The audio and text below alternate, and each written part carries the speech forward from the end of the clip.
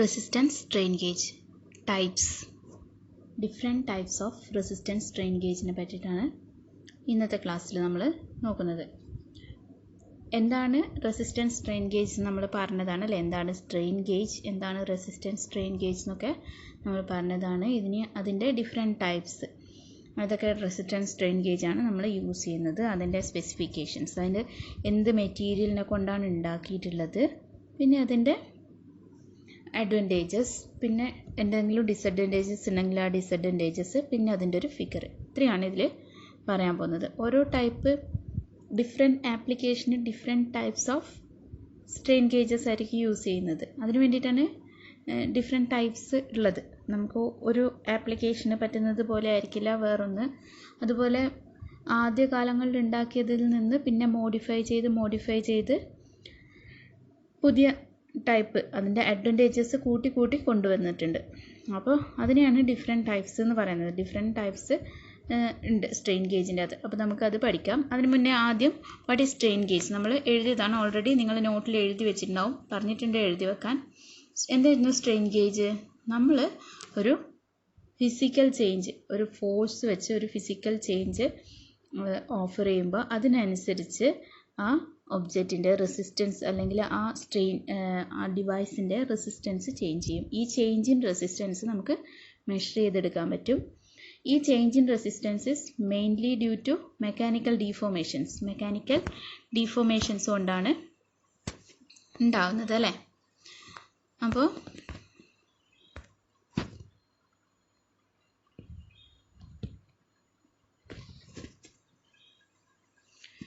it's a device basically used for measuring mechanical surface strain and one of the most extensively used electrical transducer. നമ്മളന്ന് പറഞ്ഞിട്ടുണ്ട്, ഇതൊക്കെ പറഞ്ഞതാണ്. Metal കണ്ടക്ടറിൻ്റെ resistance change ചെയ്യും. എങ്ങനെ? നമ്മളൊരു force കൊടുക്കുമ്പോൾ അതിൻ്റെ നമ്മളൊരു സ്ട്രെസ് അപ്ലൈ ചെയ്യുമ്പോൾ അതിൻ്റെ ഡയമെൻഷണൽ ഡീഫോർമേഷൻ, രണ്ട് കാര്യങ്ങളാണ് മെയിനായിട്ട് ഈ റെസിസ്റ്റൻസ് ചേഞ്ച് ഉണ്ടാക്കുന്നത്. ഒന്ന് ഡയമെൻഷണൽ ഡീഫോർമേഷൻസും അതിൻ്റെ റെസിസ്റ്റിവിറ്റി ചേഞ്ചും. നമ്മൾ സ്ട്രെസ് കൊടുക്കുമ്പോൾ ഡയമെൻഷണൽ ഡീഫോർമേഷൻ ഉണ്ടാവും, അതുപോലെ തന്നെ റെസിസ്റ്റിവിറ്റിയും ചേഞ്ച് ഉണ്ടാവും. ഈ രണ്ട് ചേഞ്ചും കൊണ്ടാണ് നമുക്ക് എന്താണ് ഔട്ട്പുട്ടിലൊരു റെസിസ്റ്റൻസ് ചേഞ്ച് ഉണ്ടാകുന്നത്. ഈ റെസിസ്റ്റൻസ് ചേഞ്ച് നമ്മൾ അതിലൂടെ ഒരു കറണ്ട് വോൾട്ടേജിൻ്റെ ടേംസിൽ നമ്മൾ എടുക്കും. അതാണ് സ്ട്രെയിൻ ഗേജ് എന്ന് പറയുന്നത്. നമ്മൾ എന്തായിരുന്നു പീസോ റെസിസ്റ്റീവ് ഇഫക്റ്റ് എന്നും കൂടി നമ്മൾ പറഞ്ഞിട്ടുണ്ടായിരുന്നു അല്ലേ? ഈ റെസിസ്റ്റിവിറ്റി ചേഞ്ച് ആവുന്നത് കൊണ്ട് നമ്മൾ റെസിസ്റ്റൻസിന് ഉണ്ടാവുന്ന വ്യത്യാസം, അതായത് സ്ട്രെസ് അപ്ലൈ ചെയ്യുമ്പോൾ അതിൻ്റെ റെസിസ്റ്റിവിറ്റിക്ക് ചേഞ്ച് സംഭവിക്കുന്നു. അതിനെ നമ്മൾ പീസോ റെസിസ്റ്റീവ് ഇഫക്റ്റ് എന്ന് പറഞ്ഞത് ഓർമ്മയുണ്ടാവുമെന്ന് വിചാരിക്കുന്നു. ഓക്കെ, ഇനി ടൈപ്സ് ഓഫ് സ്ട്രെയിൻ ഗേജസിൽ നമ്മൾ ആദ്യം പറഞ്ഞു വയർ സ്ട്രെയിൻ ഗേജ്. നമ്മൾ റെസിസ്റ്റൻസ് വയേഴ്സ് ആണ് യൂസ് ചെയ്യുക. ആ സ്ട്രെയിൻ ഗേജിൻ്റെ അകത്ത് നമ്മൾ റെസിസ്റ്റൻസ് വയേഴ്സ് ആണ് യൂസ് ചെയ്യുക. റെസിസ്റ്റൻസ് വയർ ഒരു സപ്പോർട്ടിൻ്റെ മേലെ, ഒരു ഒരു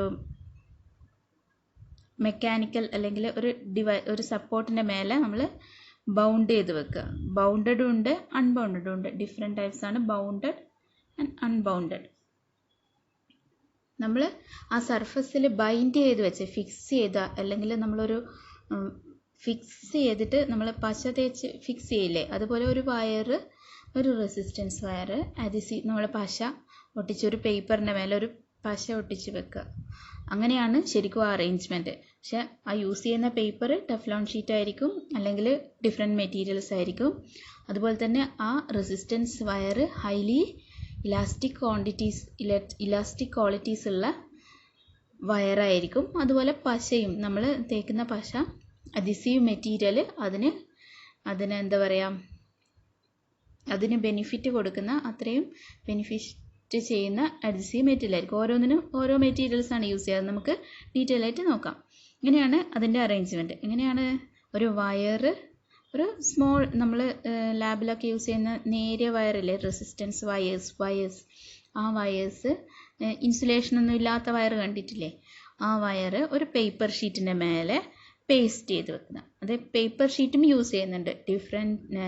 എന്താണ് പ്രോസസ്സ് ചെയ്തെടുത്ത പേപ്പർ ഷീറ്റ്, ടെഫ്ലോൺ ഇതൊക്കെ തന്നെയാണ് യൂസ് ചെയ്യുന്നത് ഇലാസ്റ്റിക് ക്വാണ്ടിറ്റി കൂട്ടാൻ വേണ്ടിയിട്ട്. അതായത് നമ്മൾ സ്ട്രെയിൻ ചെയ്യുമ്പോൾ, വലിക്കുമ്പോൾ ആ മെറ്റൽ എന്ത് ചെയ്യണം, അതിന് ഡിഫോർമേഷൻ ഉണ്ടാവാൻ പറ്റുന്ന രീതിയിൽ അതിൽ ഫിക്സ് ചെയ്ത് വെച്ചിരിക്കുകയാണ്. അതിനെയാണ് നമ്മൾ ബൗണ്ടഡ് വയർ സ്ട്രെയിൻ ഗേജ് എന്ന് പറയുന്നത്. Bounded wire strain gauge. ഇനി അൺബൗണ്ടഡ് ആകുന്ന കേസിൽ നമ്മൾ മെറ്റൽ വയർസ് തന്നെയാണ് യൂസ് ചെയ്യുന്നത്. വയറാണ് റെസിസ്റ്റീവ് മെറ്റീരിയൽ. ആ വയർ നമ്മൾ ഒരു പേപ്പറിൻ്റെ മേലെ ഫിക്സ് ചെയ്യുന്നില്ല, നമ്മൾ ഒന്നിൻ്റെ മേലെ ഫിക്സ് ചെയ്യുന്നില്ല, അതിനെ ജസ്റ്റ് വൗണ്ട് ചെയ്ത് വെക്കുകയാണ്. വൗണ്ട് ചെയ്ത് വെക്കുക, അതിനാണ് അൺബൗണ്ടഡ് എന്ന് പറയാം. അൺബൗണ്ടഡ് എന്ന് പറഞ്ഞാൽ നമ്മൾ ഫിക്സ് ചെയ്ത് വെച്ചില്ല, നമ്മൾ ബൗണ്ട് ചെയ്ത് വെക്കുകയാണ്, ചുറ്റി വെച്ചിട്ടാണുള്ളത്. അതിന് അൺബൗണ്ടഡ് എന്ന് പറയുന്നു. ബൗണ്ടഡ് എന്ന് പറഞ്ഞാൽ നമ്മൾ ബൈൻഡ് ചെയ്ത്, നമ്മൾ എന്ത് ചെയ്തിട്ടാണുള്ളത്, ഒരു ഫിക്സ് ചെയ്ത് വെച്ചിട്ടുണ്ട്. നമ്മൾ പശയൊക്കെ തേച്ച് വെക്കുന്നില്ല, അധിസീവായിട്ടുള്ള എന്തെങ്കിലും മെറ്റീരിയൽ യൂസ് ചെയ്തിട്ട് അതിനെ ഫിക്സ് ചെയ്ത് വെച്ചിട്ടുണ്ട് ഒരു സർഫസിൽ. ഇതിനെയാണ് ബൗണ്ടഡ് വയർ സ്ട്രെയിൻ ഗേജ് എന്ന് പറയുന്നത്. ഇനി വയർ സ്ട്രെയിൻ ഗേജ് അല്ലാതെ എന്തൊക്കെയുണ്ടെന്ന് നോക്കാം. വയർ സ്ട്രെയിൻ ഗേജ് അല്ലാതെ foil strain gauge. Foil strain gauge എന്ന് പറഞ്ഞാൽ it is same as wire bounded strain gauge, but വയറിന് പകരം അവിടെ യൂസ് ചെയ്യുന്നത് മെറ്റൽ ഫോയിൽസ് ആയിരിക്കും. ഫോയിൽസ് എന്ന് പറഞ്ഞാൽ ഫ്ലാറ്റ് ആയിട്ടുള്ള മെറ്റീരിയൽ, വയറിൻ്റെ ഫ്ലാറ്റ് ആയിട്ടുള്ള മെറ്റീരിയലാണ് ഫോയിൽസ്. അതിന് കുറച്ച് അഡ്വാൻറ്റേജസ് കൂടുതലുണ്ട്. ഇനി next thin film strain gauges. Thin film strain gauges അത് അഡ്വാൻസ്ഡ് ആയിട്ടുള്ള ഒരു സ്ട്രെയിൻ ഗേജാണ്. തിൻ ഫിലിം ഡെപ്പോസിഷനാണ് യൂസ് ചെയ്യുന്നത്. അതിൻ്റെ മാനുഫാക്ചറിങ്ങിലുള്ള ഡിഫറൻസ് ആണ്. നമ്മൾ ഫോയിൽ സ്ട്രെയിൻ ഗേജ് പോലെ തന്നെയായിരിക്കും, പക്ഷേ അതിൻ്റെ മാനുഫാക്ചറിങ്ങിൽ ചില പ്രത്യേക പ്രോസസ്സുകൾ യൂസ് ചെയ്യുന്നതുകൊണ്ട് അതിനെ വളരെ തിന്നായിട്ട് നമുക്ക് മാനുഫാക്ചർ ചെയ്യാൻ വേണ്ടിയിട്ട് പറ്റും. അതാണ് തിൻ ഫിലിം സ്ട്രെയിൻ ഗേജസ്. ഇനി സെമി കണ്ടക്ടർ സ്ട്രെയിൻ ഗേജസ്. അത് നമ്മൾ പറഞ്ഞിട്ടുണ്ടായിരുന്നു ടൈപ്സിൽ തന്നെ പറയുമ്പം. എന്താണ് പീസോ റെസിസ്റ്റീവ് ഇഫക്റ്റ്, അത് യൂസ് ചെയ്തിട്ട് വർക്ക് ചെയ്യുന്ന സ്ട്രെയിൻ ഗേജസ് ആണ് സെമി കണ്ടക്ടർ സ്ട്രെയിൻ ഗേജസ്. അതിന് യൂസ് ചെയ്യുന്ന പ്രിൻസിപ്പിൾ എന്താണെന്ന് വെച്ച് കഴിഞ്ഞാൽ, നമ്മൾ സെമി കണ്ടക്ടറിനെ നമ്മൾ സ്ട്രെയിൻ ചെയ്യുമ്പോൾ അല്ലെങ്കിൽ അതിൻ്റെ ഒരു ഫോഴ്സ് അപ്ലൈ ചെയ്യുമ്പം എന്തുണ്ടാവും, അതിനൊരു റെസിസ്റ്റൻസ് ചേഞ്ച് ഉണ്ടാവും. ഈ resistance change it is due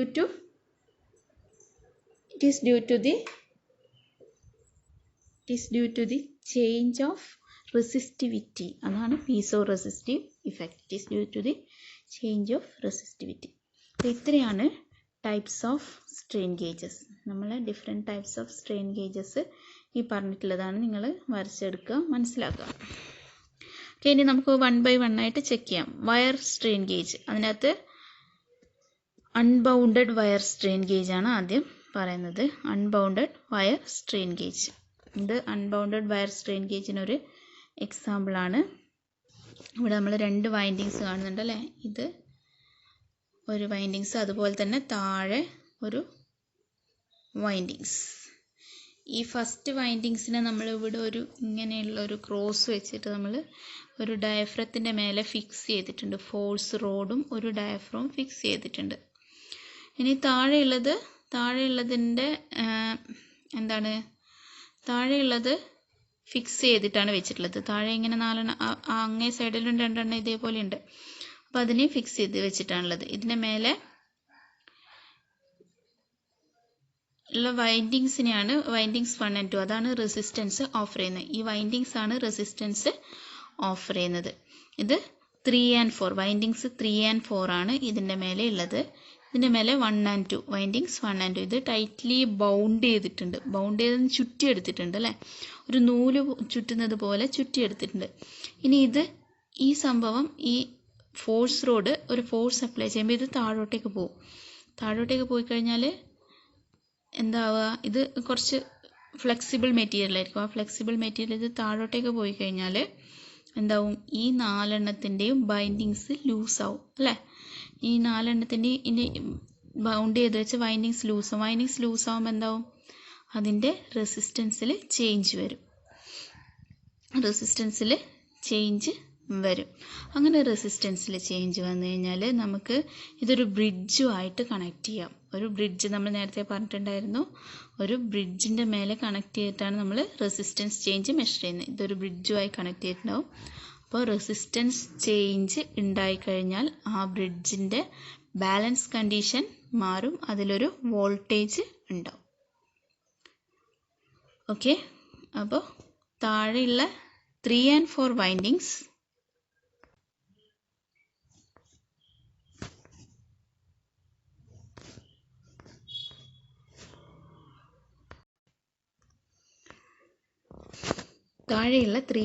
windings fix ചെയ്തിട്ടാണുള്ളത്. മേലെയുള്ള വൈൻഡിങ്സ് ആണ് മൂവ് ചെയ്യുന്നത്. ഇതിനനുസരിച്ച് ഇവിടെ ഒരു ഫോഴ്സ് റോഡ് ഉണ്ട്, ഒരു ഡയഫ്രം ഉണ്ട്. നമുക്ക് ഡിസ്പ്ലേസ്മെൻറ്റോ ഫോഴ്സോ എന്തെങ്കിലും മെഷർ ചെയ്യണമെങ്കിൽ ഇവിടെ നമ്മളൊരു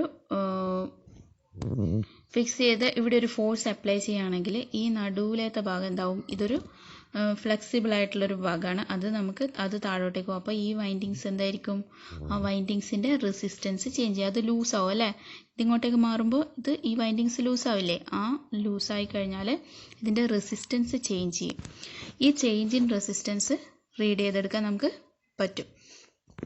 ഈ ചേഞ്ച് ഇൻ റെസിസ്റ്റൻസ് എങ്ങനെ റീഡ് ചെയ്തെടുക്കുക, നമ്മളൊരു ബ്രിഡ്ജിൽ കണക്ട് ചെയ്തിട്ടുണ്ടെന്ന് പറഞ്ഞാൽ ആ ബ്രിഡ്ജ് വെച്ചിട്ട് ചേഞ്ച് ഇൻ റെസിസ്റ്റൻസ് റീഡ് ചെയ്തെടുക്കാൻ വേണ്ടിയിട്ട് പറ്റും. അപ്പോൾ ഇത് നിങ്ങൾ വരച്ച് വെക്കുക, നോട്ട് ബുക്കിൽ വരച്ച് വെക്കുക, പഠിക്കുക. ഇതിൻ്റെ വർക്കിംഗ് ആണ് ഇപ്പോൾ പറഞ്ഞത്. ഒന്നുകൂടി പറയാം, താഴെയുള്ള ഇതൊരു സ്ട്രെയിൻ ഗേജ് ആണ്. അപ്പം താഴെയുള്ളത് ഇത് മൗണ്ടിങ് റിങ്സ്, ഇവിടെ എല്ലാത്തിനെയും പേര് കൊടുത്തിട്ടുണ്ട്, മൗണ്ടിങ് റിങ്സ്. അപ്പോൾ ഇത് താഴെയുള്ള 4 പില്ലേഴ്സ് വെച്ചിട്ട് 2 വൈൻഡിങ്സ് ആണ് സെറ്റ് ചെയ്തിട്ടുള്ളത്. 2 വൈൻഡിങ്സ് സെറ്റ് ചെയ്തിട്ടുണ്ട്. ആ 2 വൈൻഡിങ്സും എന്താണ്, ഫിക്സഡ് വൈൻഡിങ്സ് ആണ്. ഇവിടെ ഒരു സ്പ്രിങ് എലമെന്റ് കൊടുത്തിട്ടുണ്ട്. എന്തിനാണത്, മൂവ് ചെയ്യാൻ വേണ്ടിയിട്ടാണ് സ്പ്രിങ് എലമെന്റ് കൊടുത്തിട്ടുള്ളത്. ഇനി സ്ട്രെയിൻ ഗേജ് വൈൻഡിങ്സ് 1 and 2, ഈ 1 and 2 വൈൻഡിങ്സ് ആണ് ഇവിടെ ഉള്ളത്. ഇനി ഇത് സഫയർ പോസ്റ്റ്, ഇത് എന്താവും, നമ്മൾ താഴോട്ടേക്ക് ഒരു ഫോഴ്സ് അപ്ലൈ ചെയ്യുമ്പോൾ ഈ ഫോഴ്സിനനുസരിച്ചിട്ട് ഇവിടെ ഒരു ചേഞ്ച് ഉണ്ടാവും അല്ലേ. ഇത് സ്പ്രിങ് ആണ്, അപ്പോൾ മുന്നോട്ടേക്ക് മൂവ് ചെയ്യും. അപ്പോൾ ഇത് വൈൻഡിങ് ലൂസാവും. വൈൻഡിങ് ലൂസായി കഴിഞ്ഞാൽ സ്ട്രെസ് കുറയും, കൂടുകയും ചെയ്യും. ഇതനുസരിച്ചിട്ട് നമ്മൾ ഇങ്ങോട്ടേക്കാണ് മൂവ് ചെയ്യുന്നുണ്ട്, മേലോട്ടേക്കാണ് മൂവ് ചെയ്യുന്നുണ്ടെങ്കിൽ കുറച്ച് സ്ട്രെസ് കൂടും, താഴോട്ടേക്കാണ് മൂവ് ചെയ്യുന്നുണ്ട് സ്ട്രെസ് കുറയും. അപ്പം അതിനനുസരിച്ചിട്ട് എന്താവും, നമ്മൾ വൈൻഡിങ്സിൻ്റെ ഡയമെൻഷൻ മാറും. There is A change in resistance. അങ്ങനെ ചേഞ്ച് ഇൻ റെസിസ്റ്റൻസ് ഉണ്ടാവും. ആ റെസിസ്റ്റൻസ് എന്തിന് കറസ്പോണ്ടിങ് ആയിരിക്കും, ഈ അപ്ലൈഡ് ഫോഴ്സിന് കറസ്പോണ്ടിങ് ആയിരിക്കും. അത് നമുക്കൊരു ബാലൻസ്ഡ് ബ്രിഡ്ജ് യൂസ് ചെയ്തിട്ട് മെഷർ ചെയ്യാം. ഈ 4 വൈൻഡിങ്സും ബാലൻസ്ഡ് ബ്രിഡ്ജിന് കണക്ട് ചെയ്തിട്ടാണ് ഉണ്ടാവുക. നമ്മൾ ഫോഴ്സ് ഒന്നും അപ്ലൈ ചെയ്യാത്ത കണ്ടീഷനിൽ ഈ ബ്രിഡ്ജ് ബാലൻസ്ഡ് ആയിരിക്കും. അപ്പോൾ ഔട്ട്പുട്ട് വോൾട്ടേജ് 0 ആയിരിക്കും. നമ്മളൊരു ഫോഴ്സ് അപ്ലൈ ചെയ്ത് കഴിഞ്ഞാൽ ആ ബ്രിഡ്ജ് അൺബാലൻസ്ഡ് കണ്ടീഷനിൽ ആവും.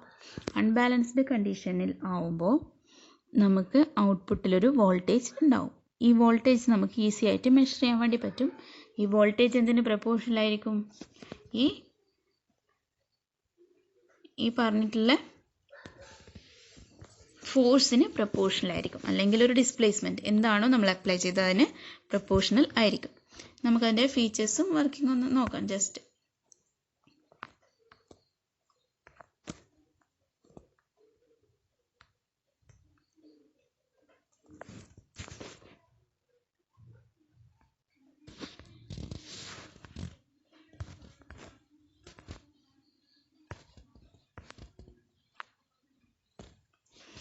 This gauge consists of wire stretched between 2 points in an insulating medium such as air. നമ്മൾ സ്ട്രെച്ച് ചെയ്ത് വെച്ചിട്ടുള്ളത് വയർ സ്ട്രെച്ച് ചെയ്ത് വെച്ചിട്ടുള്ളത്, ഫിക്സ് ചെയ്തിട്ടൊന്നുമില്ല. ഇവിടെ നമ്മൾ ഒട്ടിച്ച് വെച്ചിട്ടില്ല, സ്ട്രെച്ച് ചെയ്ത് വെച്ചിട്ടുള്ളത്. ഇൻസുലേറ്റിംഗ് മീഡിയം ഇവിടെ എയർ ആണ് ഇൻസുലേറ്റിംഗ് മീഡിയം. നമുക്ക് വേണമെങ്കിൽ എന്തെങ്കിലും ഇൻസുലേറ്റിംഗ് മീഡിയം എന്താ പറയുക, വേറെ എന്തെങ്കിലും ഒരു ഇൻസുലേറ്റിംഗ് മീഡിയം വേണമെങ്കിൽ ഇംപ്ലിമെൻറ്റ് ചെയ്യാൻ വേണ്ടി പറ്റും. ഇനി ഡയമീറ്ററിൻ്റെ കാര്യമാണ് പറഞ്ഞിട്ടുള്ളത്. 25 മൈക്രോമീറ്റർ ആണ് സാധാരണയായിട്ട് ഈ അൺബൗണ്ടഡ് വയർ ഗേജിന് യൂസ് ചെയ്യുന്ന ഡയമീറ്റർ. അതായത് അതിനെ സ്ട്രെസ് ചെയ്യുമ്പോൾ അതിൻ്റെ ഡയമെൻഷൻ മാറാൻ പാകത്തിന് അതിൻ്റെ ഡയമീറ്റർ കുറച്ചിട്ട് മെറ്റീരിയൽസ് അതേപോലെ സെലക്ട് ചെയ്യാണ് ചെയ്യുന്നത്. ഒരു സ്പ്രിംഗ് ഫിക്സേച്ചർ യൂസ് ചെയ്തിട്ടുണ്ട്. പിന്നെ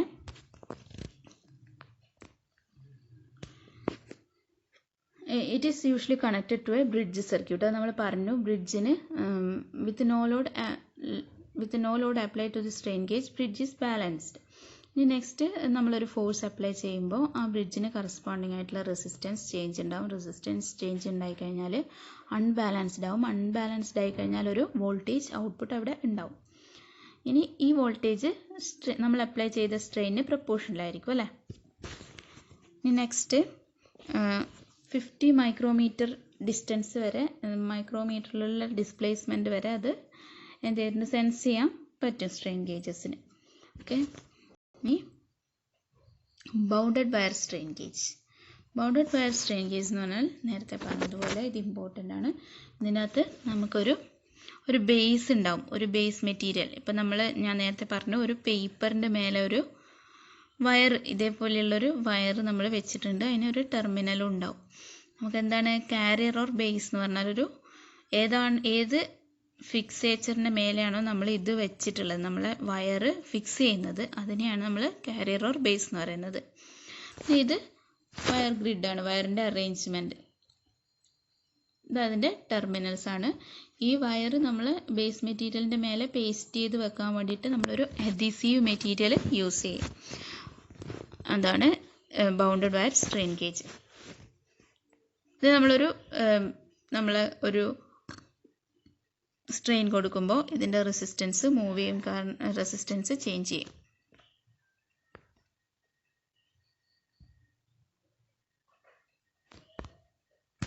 ഇത് different types of bounded wire strain gauge ആണ്. ഡിഫറെൻറ്റ് ടൈപ്സിൽ നമുക്കിങ്ങനെ ഹെലിക്കലായിട്ട് ചുറ്റി വെക്കാം. പിന്നെ ഇതിനെ ലീനിയർ സ്ട്രെയിൻ ഗേജ് എന്ന് പറയാം. ഇത് ഹെലിക്കൽ സ്ട്രെയിൻ ഗേജ്. ഇത് എന്താ പറയുക, ഒരു ഫോഴ്സ് അപ്ലൈ ചെയ്യുമ്പോൾ വർക്ക് ചെയ്യുന്ന ഒരു ഡിഫറെൻറ്റ് ടൈപ്പ് ഓഫ് അറേഞ്ച്മെൻ്റ് ആണ്. ഇനി bounded wire strain gauge. Bounded wire strain gauge നമുക്ക് അതിൻ്റെ ഫീച്ചേഴ്സ് നോക്കാം. It consist of grid of fine resistance wire of 25 micrometer in diameter or less. 25 മൈക്രോമീറ്ററോ അതിന് ലെസ് ആയിട്ടുള്ള ഡയമീറ്ററാണ് സാധാരണ ഇതിൽ യൂസ് ചെയ്തത്. ഇതാണ് നിങ്ങൾ പോയിന്റ്സ് ആയിട്ട് അതിൻ്റെ എന്താ പറയുക, കൺസ്ട്രക്ഷനും വർക്കിങ്ങും കൂടി ഉള്ളൊരു പോയിന്റ്സ് ആക്കിയിട്ടാണ് തരുന്നത്. ഇനി grid of fine wire is cemented to the carrier or base which may be a thin sheet of paper or to very thin bakelite sheet. Bakelite അതിൻ്റെ മെറ്റീരിയലാണ്, bakelite sheet or sheet of Teflon. ഈ 3 material നിങ്ങൾ ഓർത്ത് വെക്കണം. അത് 3ആണ് base മെറ്റീരിയലായിട്ട് use ചെയ്യുന്നത്. ഇനി wire is covered on top with a sheet of thin material so that it is not damaged mechanically. ഒരു കോട്ടിംഗ് പോലെ കൊടുക്കുകയാണ്, കവർ ഓൺ ദി ടോപ്പ്. ഇനി spreading of the wire permits uniform distribution of stress. നമ്മൾ അതിൻ്റെ മേലെ stress apply ചെയ്യുമ്പോൾ യൂണിഫോമായിട്ട് distribute ചെയ്യാൻ വേണ്ടിയിട്ട് ആ വയറിനെ ആ സർഫസിൽ മൊത്തം സ്പ്രെഡ് ചെയ്ത് വെക്കുകയാണ് അല്ലേ, ഡിഫറെൻറ്റ് അറേഞ്ച്മെൻറ്റിൽ. അതിനാണ് ഡിഫറെൻറ്റ് അറേഞ്ച്മെൻറ്റ്, ഹെലിക്കൽ അറേഞ്ച്മെൻ്റ് ഒക്കെ കാണിച്ചത്.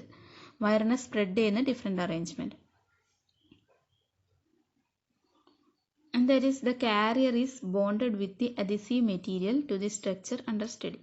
This permits good transfer of strain from carrier to wires. നമ്മൾ ബേസ് മെറ്റീരിയലിലെ കാരിയറിനെ വയറുമായിട്ട് നമ്മൾ പേസ്റ്റ് ചെയ്ത് വെക്കുകയാണ്. അഡീസീവ് മെറ്റീരിയൽ യൂസ് ചെയ്തിട്ട് പേസ്റ്റ് ചെയ്ത് വെക്കുകയാണ്.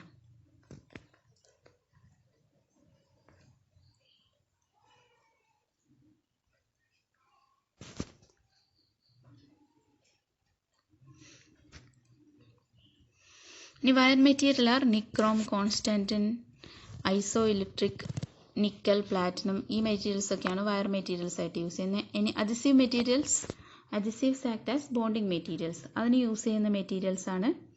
അതിന് different type of materials, ethyl cellulose cement, nitro cellulose cement, bakelite cement, ഇതൊക്കെ യൂസ് ചെയ്യുന്ന എപ്പോക്സി സിമെൻറ്റ്, ഇതൊക്കെയാണ് യൂസ് ചെയ്യുന്ന അഡീസീവ് മെറ്റീരിയൽസ്. ഇതൊക്കെ നിങ്ങൾ പേര് ഓർത്ത് വെക്കണം. ഇത് കൺസ്ട്രക്ഷൻ്റെ അകത്ത് പറയുന്നത്, അതിൻ്റെ പേര് ഓർമ്മിച്ച് വെക്കണം. ഇനി ലെഡ്സ് ലോ റെസിസ്റ്റിവിറ്റിയുള്ള, ലോ സ്റ്റേബിൾ ആയിട്ടുള്ള റെസിസ്റ്റിവിറ്റിയുള്ള, ലോ ടെമ്പറേച്ചർ റെസിസ്റ്റൻസ് കോഎഫിഷ്യൻ്റ് ഉള്ള മെറ്റീരിയലാണ് ലെഡ്സിൽ യൂസ് ചെയ്യുന്നത്. ലെഡ്സിൻ്റെ റെസിസ്റ്റൻസ് എന്തിൽ വരാൻ പാടില്ല, നമ്മൾ മെറ്റീരിയലിൻ്റെ റെസിസ്റ്റൻസുമായിട്ട് കമ്പൈൻ ചെയ്യാനോ അതിൻ്റെ അകത്ത് വരാനോ പാടില്ല. അതുകൊണ്ടാണ് ലെഡിൻ്റെ റെസിസ്റ്റൻസ് വേറെ തന്നെ നമ്മൾ ചെയ്യുന്നത്. ഓക്കെ, ഇനി ഫോയിൽ സ്ട്രെയിൻ ഗേജസ്.